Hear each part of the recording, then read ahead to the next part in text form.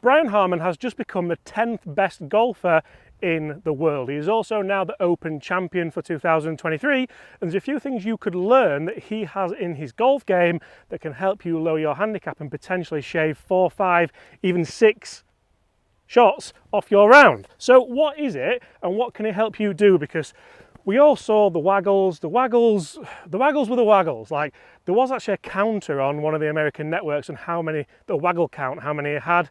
That was a little bit overkill for me. I think if you are going to have a pre-shot routine, it does a couple of things. Like, Brian Harman obviously likes to get himself settled. He obviously likes to make sure that he takes himself out of the mental environment that he's in under that pressure. Let's be fair, it obviously worked as well, because he stomped the field and won by 5, I think it was even 6 shots in the end. But it's not just that, it's not just a mental thing. We've got Rob on camera, who is a psychological expert as well. I think I've termed that right. And that's got a huge part to play. But actually, what you guys can learn from this, and we're going to talk about irons today, but we're also going to talk about driver on the next tee, because he hit so many fairways, it was frightening. And then he managed to hit quite a few greens. He also did it with his chipping as well.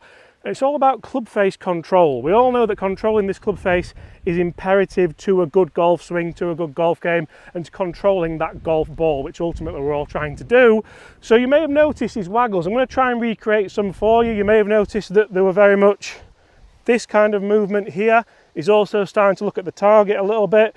And yes, there were quite a lot of them. Like, I don't want you to bombard this video with comments about there being a lot of them. If I was going to recommend it to you, I'd recommend you do 2 or 3 maximum, because I think that's ample. But obviously he's one of the best golfers in the world, and he's playing for a bit more money and prestige than we all are. But what's he really doing there, and why can it help your game? Because we never saw him waggle like this, and we never saw him waggle like this. Now, why is that?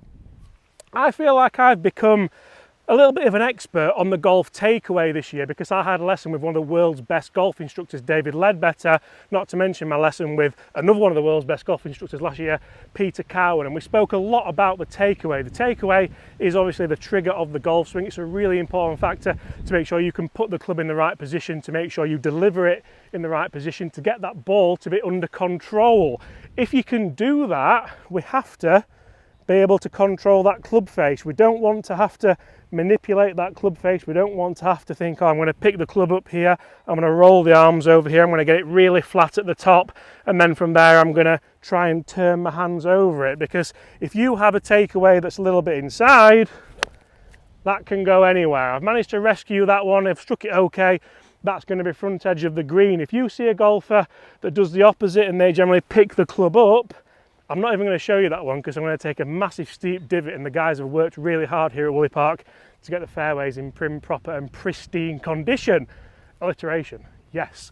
But to get that club face working properly, you want to make sure your move away from the ball, or your takeaway, is pretty perfect. It's one of the things which, if you're in the right posture, you can do that, and you feel like this left arm just stays nice and connected on that move away or on that takeaway. If I were to mimic what David Ledbetter said and what he taught me, especially with the straightaways training method, which I've now got and which we are giving away on a video, which I'll link in the description below, it's very much making sure the club works round on an arc, and that club face is matching your spine angle here. You don't want the toe of the club up in the air. You don't want the toe of the club pointing over there. You want it matching that spine angle, so that then when you load up to the top of the backswing, guess what happens as I start my transition and as I work down? That club face is again mimicking my spine angle. I don't have to check that, I just know it is, because the club is in the same position, and then from there I can rotate onto the ball. The club face is nice and square to my target line. The handle is forward. I've got forward shaft lean, which means I've got a little bit of compression, and that's how Brian Harman rips a lot of his irons. He also uses more forgiving irons as well, which a lot of people could well do. He doesn't use like blades, he uses the CBs, then he uses an even more forgiving long iron. So if I do all that and I get that correct and put it into a waggle system, look where that club face is now pointed. And David Ledbetter said to me, I think people might start playing golf from here. So if I've waggled into this position, you can see there I can make a nice golf swing. I can hit a lovely high draw down that right hand side, and that ball is now running quickly towards the flag. David Ledbetter was really, really clever when he said that, and for me it really did kind of stick home. That's how Brian Harman can help you crunch your irons. We're now going to talk about how he can help you hit longer drives, straighter drives, and win the Open. Okay, the last one's a bit far-fetched, but it can definitely help you with the first two. Guys, hit that subscribe button if you're enjoying this. Thank you so much for the support on this channel. I'm going to hit you another one because, to be honest, I could do with a practice, and if you could, guys, then hit that subscribe button and throw a like on this video. Oh, that was even better. Look at that. Yes. That's all over it. Okay guys, we are going to get to driver, I promise, but first of all we're going to talk about how Brian Harman can actually help you save shots around the green as well, because he chipped the field to death at the British Open. The standout shot for me was that shot on the right hand side of the third, which was in the deep rough. It was nearly out of bounds.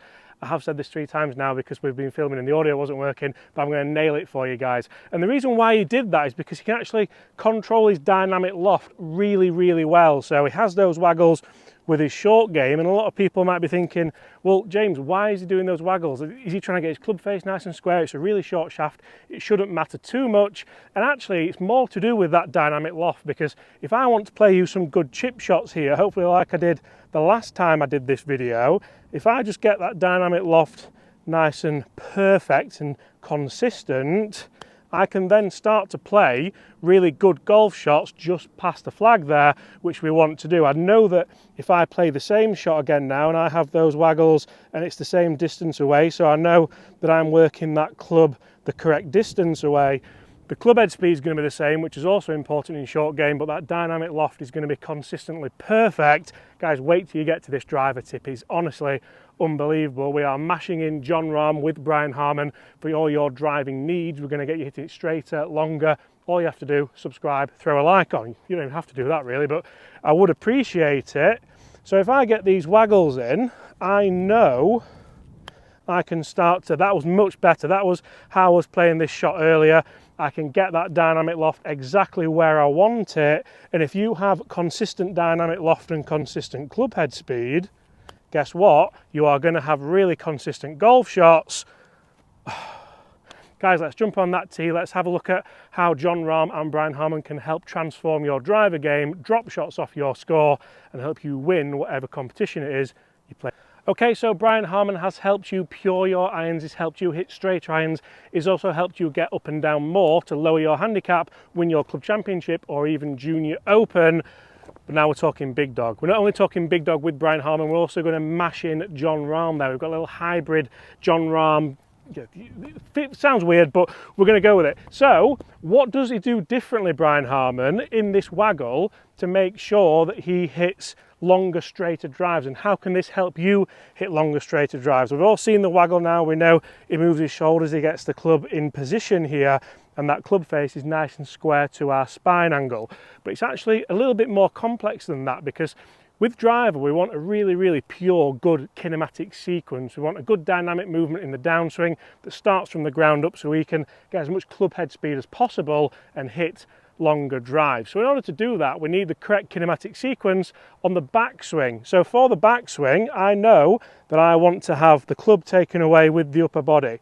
You'll notice with his waggles, you'll notice with Brian Harman's waggles that it is just the upper body that moves. That lower body stays stationary the entire time, and that's because we want to create that sequence so that as I get to this position, I can load up with my lower body and I can then reverse that sequence on the way down so I can then attack the ball nicely with the correct sequence. I've said sequence so many times at the latter part of this video, but it's a massive way that Brian Harman can help you drop shots off your score, lower your handicap, or take home that trophy that you want. If we then put Jon Rahm in the mix here, we did a video on this when Jon Rahm won the Masters, and it was really, really impressive how he has that ball position so far forward, but the driver set back a little bit. Now, why does he do that, do you think? There's a huge reason for that, in that we want to hit up on the driver here.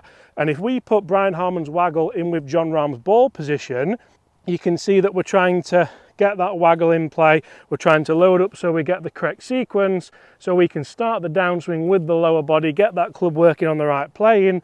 Then there is so much time for that driver to reach its low point. It reaches its low point pre-impact. That means before you hit the ball, so the driver is actually traveling up as you hit the ball. It's mental, I know, but it's a really, really good way for you to hit longer, straighter drives, because if your driver face is travelling up through the ball, you are generally in control of that club face. You're not flipping it over, it's not moving over, it's not being left open. It's a really good way for you to do that. Tie those two things in, and I guarantee that you will hit longer drives, you will hit better golf shots, and you should lower your scores. Guys, thank you so much for watching. If you have enjoyed that, smash that subscribe button, and apart from that, I'll see you all at the same time tomorrow. By the way, that's the third time we've filmed this video because the audio stopped twice, so hit that subscribe button, please.